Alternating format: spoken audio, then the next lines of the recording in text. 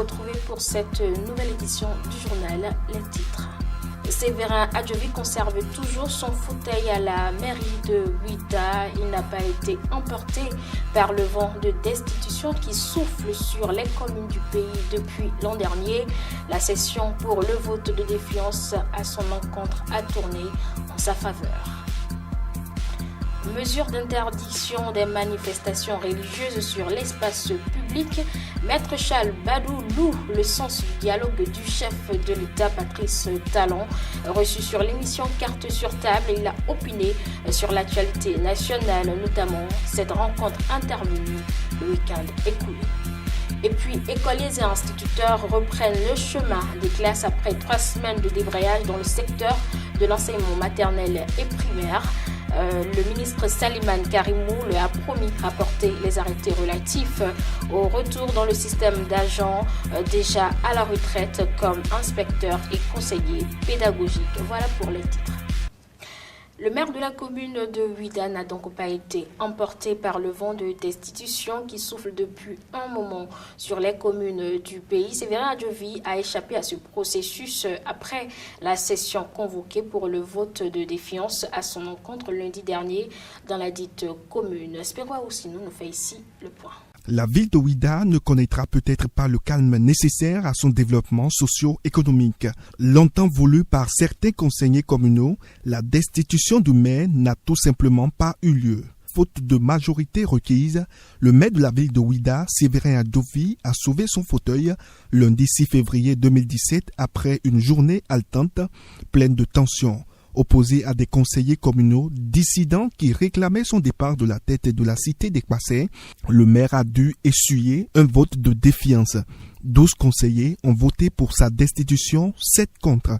La majorité des 2/3 n'a pas été atteinte, car il aurait fallu que 13 conseillers votent oui pour que la destitution soit actée. La ville va-t-elle replonger dans la guéguerre et la tension? C'est la question que nombre d'observateurs se posent. Séverin Adjovi, dont la gestion n'a pas convaincu, devra revoir sa copie. Une gestion solitaire et clanique amène toujours des frustrations. Il va falloir, dans les tout prochains jours, recoller les morceaux entre élus communaux afin de sortir Ouidah de la léthargie. Et cette autre information, c'est une démarche qu'apprécie Maître Charles Badou, l'avocat au barreau du Bénin à l'Ouest, qu'il a appelé la volonté du chef de l'État d'échanger avec la communauté musulmane au sujet de l'interdiction de manifestations sur les voies publiques. L'invité de l'émission Carte sur table est revenu sur le sens de cette mesure gouvernementale. À la fin de l'émission, il s'est prêté aux questions de Léonce Adjevi et de Semiat Yessouf. L'émission d'aujourd'hui a porté essentiellement sur 2 sujets. La rencontre du chef de l'État avec les dignitaires musulmans et ensuite les opérations de déguerpissement. Pour ce qui est de la rencontre du chef de l'État avec les dignitaires musulmans, je crois que fondamentalement il faut retenir. L'endroit et le chef de l'État l'a martelé, c'est que l'occupation des espaces publics, même justement les mosquées, n'est pas un droit. Même si l'État va considérer qu'il faut tenir compte des circonstances et observer une certaine tolérance. Deuxième chose, il faudrait que tous se mettent ensemble pour rechercher les conditions et les voies et moyens pour que ce culte puisse être célébré, surtout les vendredis, dans des conditions de confort et de sécurité. Pour maintenant, ce qui est du déguerpissement, le déguerpissement est prévu par la loi, le déguerpissement se justifie. Simplement qu'il faut éviter des dérives, il faut éviter les excès, parce qu'on a constaté des essais de dérives à l'occasion de ce déguerpissement.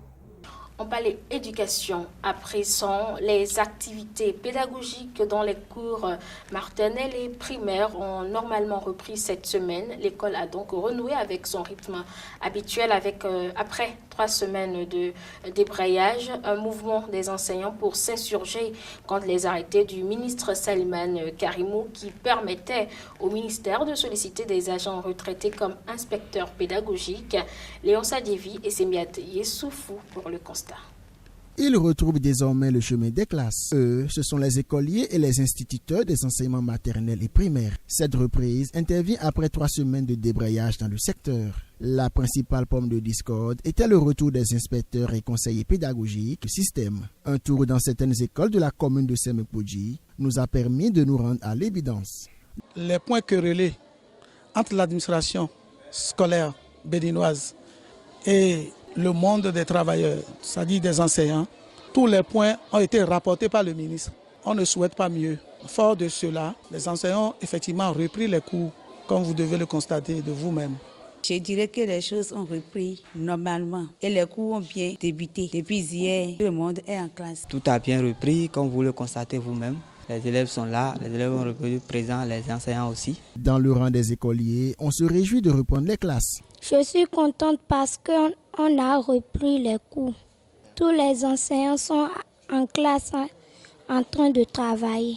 Je suis contente parce que les maîtres sont présents dans les classes. Je suis contente que quand les grèves sont finies et les maîtres sont venus. Ce matin, je suis contente parce que les grèves sont finies. Ça me fait de joie qu'on ait repris en classe. Avant, on vient à l'école à lundi, vendredi, mais maintenant, on vient à l'école tous les jours. Mais cette reprise des classes connaît déjà des modifications d'horaire, à en croire ce responsable d'école. D'abord, nous venons à 7h. À 7h, nous commençons déjà. Donc, on prévoit ça jusqu'à 13h. Les enfants sortent à 13h. Et le soir, ils sont là à 14h30. Pour l'heure, l'école béninoise est de nouveau en marche, au grand bonheur des écoliers et instituteurs. Dans le reste de l'actualité, le Front des organisations nationales de lutte contre la corruption FONAC a livré aux professionnels des médias les résultats d'une série d'investigations menées dans certaines structures étatiques. C'était aussi l'occasion pour le président d'apporter des clarifications sur la participation de la société civile au sein du Conseil de régulation des marchés publics et à l'autorité nationale de lutte contre la corruption. C'est à la faveur d'une conférence de presse ce lundi au Codiam à Cotonou, le compte rendu avec Léonce Adjevi et Sembiati Soufou. Le premier sujet abordé ce lundi 6 février 2017 est celui relatif à l'affaire Libercom. Le président du FONAC, Jean-Baptiste Elias, a évoqué la situation morale et financière de cette structure étatique. Libercom a des chiffres d'affaires qui sont en baisse d'année en année. Mais malgré ça, nous avons le directeur général qui a créé des charges. Premier élément, ils ont octroyé des forfaits à certains cadres de la maison que Libercom paye pour pouvoir téléphoner. Libercom paye pour eux, ils téléphonent gratuitement. Autre situation que nous avons constatée sur le terrain quand nous sommes arrivés, nous avons 2 cas précis. Le directeur général lui-même, la directrice des ressources humaines, qui nous ont produit des diplômes qui ne sont pas éligibles dans le secteur public au Bénin. La participation de la société civile au Conseil de régulation de marchés publics et à l'autorité nationale de lutte contre la corruption était aussi au cœur des échanges. Au terme de la loi 2009-02 du 7 août 2009 portant code des marchés publics, il est mis expressément à l'article 16. L'autorité de régulation des marchés publics comprend un conseil de régulation, organe tripartite, composé de représentants de l'administration, du secteur privé et de la société civile. C'est en application de ce texte que le ministre de la Justice et de la Législation a saisi les organisations de la société civile par lettre numéro 625 du 7 septembre 2016, les invitant à procéder à l'élection de leurs représentants au Conseil de régulation.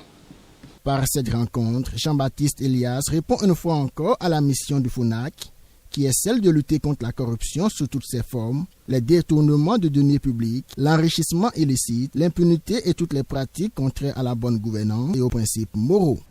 On termine avec cette brève. Au Togo, une chaîne de télévision et une station de radio ont été fermées ce mardi. Il s'agit de la télévision LCF et de la radio City. Il est reproché aux deux médias de n'avoir pas rempli les formalités préalables d'autorisation.